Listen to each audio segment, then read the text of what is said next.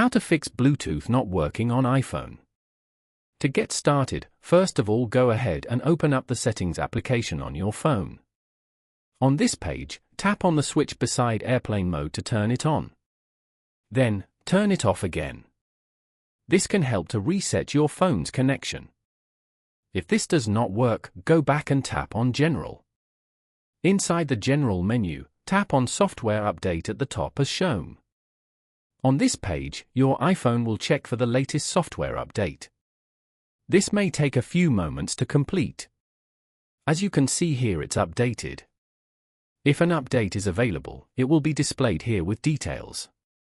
Keeping your iOS updated ensures you have the latest carrier settings and bug fixes. Another alternative is to restart your iPhone. First, try restarting your iPhone as shown. A simple restart can often fix Bluetooth connectivity issues by refreshing the system. Following these steps, you can easily fix Bluetooth not working on an iPhone.